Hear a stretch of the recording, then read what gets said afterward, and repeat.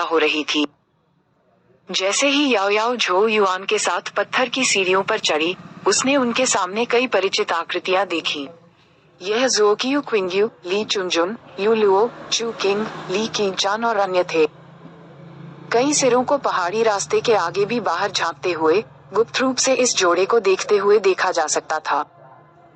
याओ याओ ने कंगक्सुआन स्वर्ग में अपनी गतिविधियों को छिपाया नहीं था। इस प्रकार कंगक्सुआन हेवनगुड अपने मार्ग से अच्छी तरह से वाकिफ थे और उन्होंने जोड़े पर हमेशा ध्यान देना सुनिश्चित किया। आखिरकार वे सर्व स्वर्ग के सबसे शक्तिशाली और महत्वपूर्ण व्यक्ति थे जिनकी प्रत्येक क्रिया पूरे स्वर्ग को प्रभावित कर सकती थी। ये कुछ ऐसा था जिसकी बराबरी ओमेगा श्राइन के 4 प्रमुख संप्रभु भी नहीं कर सकते थे। याओ याओ, ज़ुओकियू किंग्यू ने तीर की तरह नीचे गिरा दिया और याओ याओ को जोर से गले लगाया।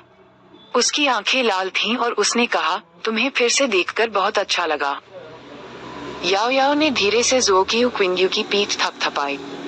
ज़ुओकियू किंग्यू ने याओ याओ को रिहा कर दिया और जटिल आंखों से लकड़ी की गुड़िया जैसी झोउ युआन की ओर देखा। वह अभी तक ठीक नहीं हुआ है।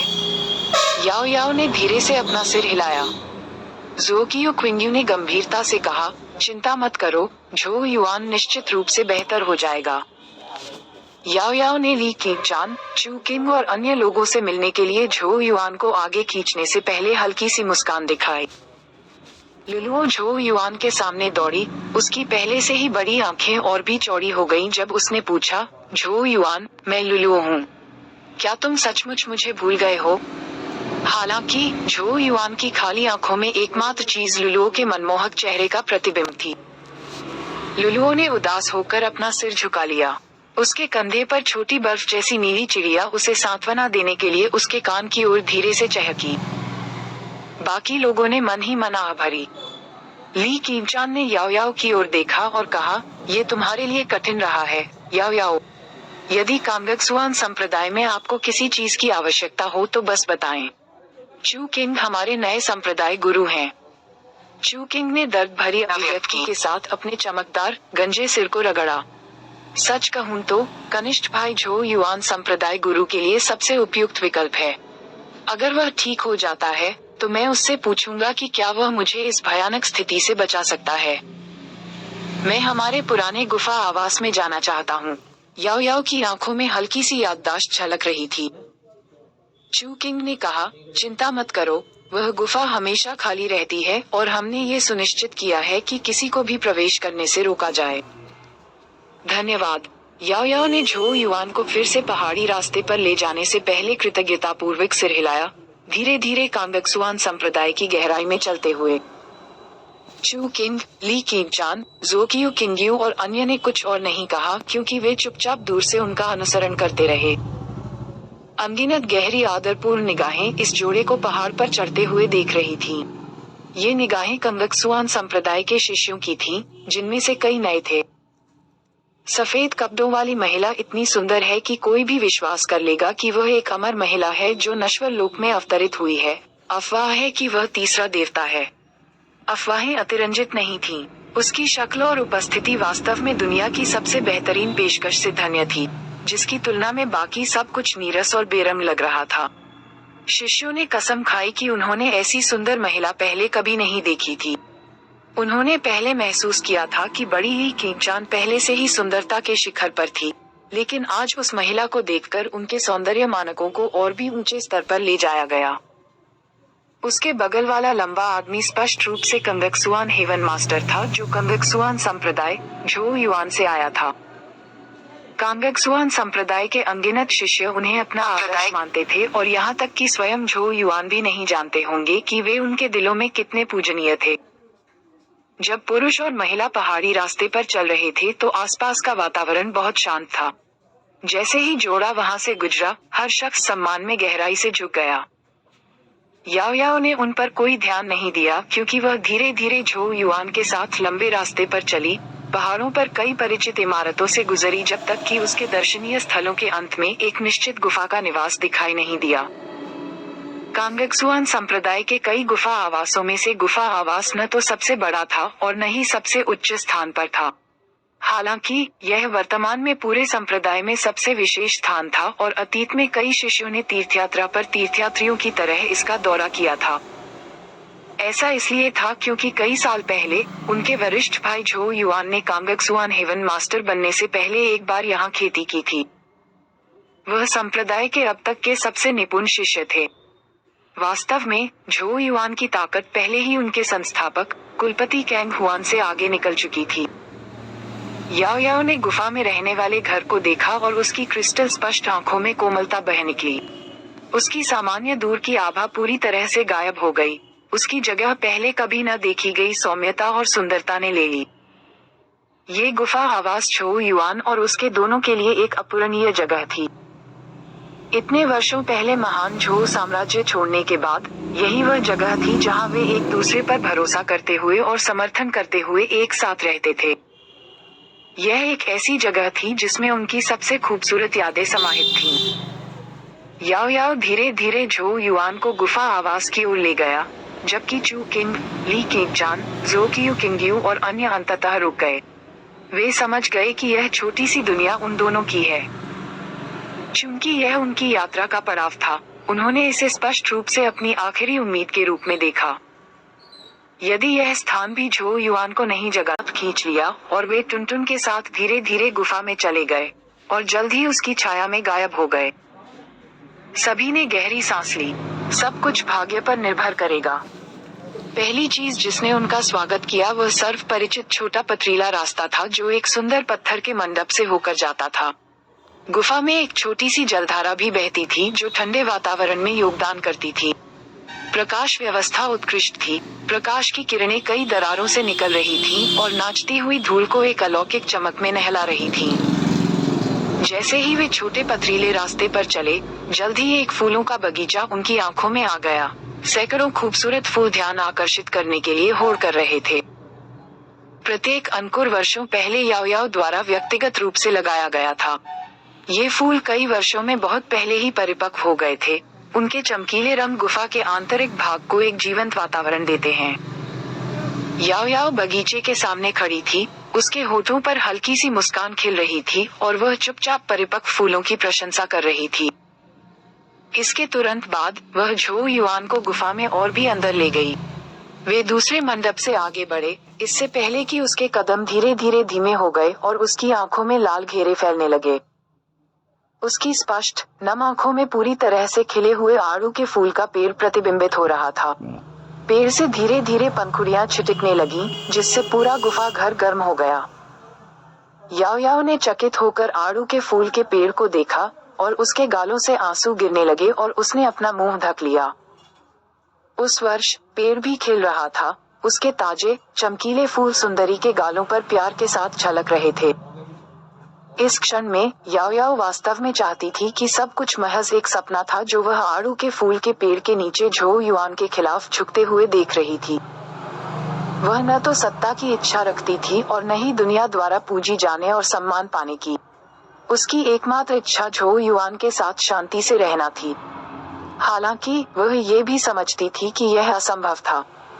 उसने धीरे से अपने आंसू पोंछे और झो युआन को आड़ू के फूल के पेड़ के नीचे ले गई, जहां जमीन पंखुड़ियों से ढकी हुई थी। कोई नहीं जान सका कि पिछले कुछ वर्षों में इनमें से कितनी पंखुड़ियां वापस मिट्टी में मिल गईं। झो युआन, क्या तुम्हें अब भी याद है?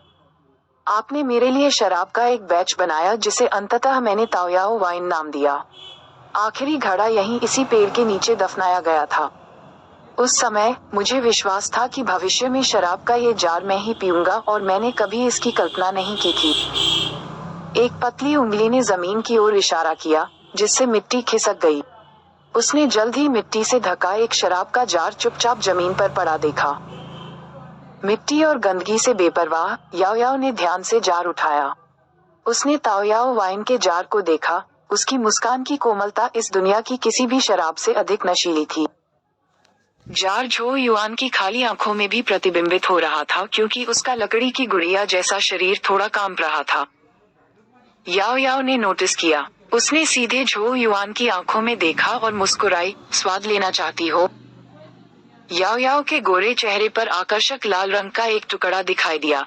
जैसे ही उसने धीरे से अपने होंठ काटे तो उसकी झील की तरह साफ आंखें चमक रही थीं। अगले ही पल उसकी सफेद पोशाक इतनी तेजी से चमकदार लाल होने लगी कि उसे नंगी आंखों से देखा जा सकता था। कुछ सेकंड के बाद उसके शरीर पर एक फीनिक्स मुकुट और गुलाबी केप भी दिखाई दिया, जिससे वह इतनी सुंदर हो गई कि उसकी रक्षा करना असंभव होगा। उसने झो युआन की ओर इशारा किया और उसके कपड़े भी बदलने लगे, चमकीले लाल हो गए जैसे कि वे एक बार हुई खूबसूरत शादी के दौरान थे। याओ याओ पंखुड़ियों से ढकी जमीन पर घुटनों के बल बैठ गई। इससे पहले उसने झो युआन को भी उसी स्थिति में अपने सामने खींच लिया। उसने शराब की सील को धीरे से खोला, जिससे एक मधुर और समृद्ध सुगंध फैल गई। परिचित शराब की खुशबू जो व्यवहारिक रूप से उसकी हड्डियों में रची बसी थी, उसके होंठों पर मुस्कुराहट खिल उठी और असंभव रूप से मंत्रमुग्ध कर देने वाली हो गई। उसने एक हाथ से जार उठाया, उसकी गोरी और पतली गर्दन एक सुंदर हंस की तरह थोड़ी ऊपर उठी। याओ याओ ने जार को अपने होठों पर रखा और एक जोरदार घूंट लिया। क्रिस्टल क्लियर वाइन उसके होठों के कोने से बहकर उसके कपड़ों को गीला कर रही थी। अंत में उसने तमतमाए हुए चेहरे के साथ जार नीचे रख दिया। दुनिया में अब तक किए गए हर मोहक भाव को ग्रहण करते हुए पहले कभी नहीं देखी गई आकर्षकता। इस नजारे को देखकर कोई भी मदहोश हो जाएगा। याओ याओ आगे झुकी और अपने ठंडे वाइन के स्वाद वाले लाल होंठ झो युआन के मुंह पर रख दिए। शराब उसकी जीभ के साथ साथ उसके मुंह में बहने लगी। झो युआन की आंखें तीव्रता से चमक रही थीं, जैसे कि वह खुद को मुक्त करने के लिए संघर्ष कर रहा हो। उसके हाथ धीरे धीरे उसकी कमर के चारों ओर लिपटते हुए कांपने लगे। झो युआन की प्रतिक्रिया पर याओ याओ के होठों के कोने थोड़े मुड़ गए, इससे पहले कि वह और भी अधिक तीव्रता और उग्रता के साथ प्रतिक्रिया करती। बहुत समय बाद उनके होंठ अलग हुए। याओ याओ का चेहरा बेहद लाल था। उसने उस धीमी रोशनी को देखा जो उसकी आंखों में इकट्ठा होने लगी थी और धीरे से मुस्कुराई। उसने अपना हेयरपिन खींच लिया, जिससे उसके काले बाल झरने की तरह गिरने लगे। फीनिक्स का मुकुट तेजी से उसके सिर से नीचे गिर गया, क्योंकि जमीन पर मौजूद पंखुड़ियां हवा में उड़ गईं, जिससे उसकी पतली और सुंदर आकृति धुंधली हो गई। याओ याओ झो युआन पर झपटा। उसकी लाल पोशाक उसके कंधों से फिसल गई, जिससे उसकी त्वचा जैद जैसी गोरी दिख रही थी, और उसने धीरे से उसके कान में कहा, पति, ऐसा लगता है कि हमारी शादी के दिन से एक अंतिम अनुष्ठान पूरा करना बाकी है। उसने उसे नीचे धकेल दिया। उनके चारों ओर नाचती हुई पंखुड़ियां धीरे धीरे एक आड़ू के फूल की गेंद में एकत्रित हो गईं, जिसने जोड़े को पूरी तरह से ढक दिया। जैसे ही पंखुड़ियां नाची, लाल रंग की दो लहरें लगातार बढ़ती गईं और एक साथ उलझ गईं। यहाँ तक कि खूबसूरत फूलों कुछ दूरी पर टुनटुन ने अपनी आंखों को अपने छोटे पंजों से ढक लिया और जल्दी से गुफा से भाग गया और उसके प्रवेश द्वार पर खड़ा हो गया। हवा नाचती हुई पंखुड़ियों से भर गई, क्योंकि दरारों से प्रवेश करने वाली रोशनी धीरे धीरे दिन की गर्म किरणों से रात की ठंडी चांदनी में बदल गई, जो पेड़ के नीचे आड़ू के फूल की गेंद को धीरे धीरे रोशन कर रही थी। जैसे ही याओ याओ शांति से झो युआन की छाती पर लेटा, फूल की गेंद में एक हल्की चमक धीरे धीरे नाचने लगी। उसकी आंखें कसकर बंद थीं, लेकिन वह महसूस कर सकती थी कि उसके शरीर में दिव्यता और मानवीय पक्ष अब इतने हिंसक रूप से भिन्न नहीं थे। मानवीय पक्ष धीरे धीरे लेकिन निश्चित रूप से नियंत्रण हासिल कर रहा था। हालांकि जैसे जैसे उसकी दिव्यता को दबाया गया, झो युआन के शरीर में दिव्य शक्ति भी धीरे धीरे फैलती गई। उनके शरीर सुंदरता का अनुभव करना जारी रखे।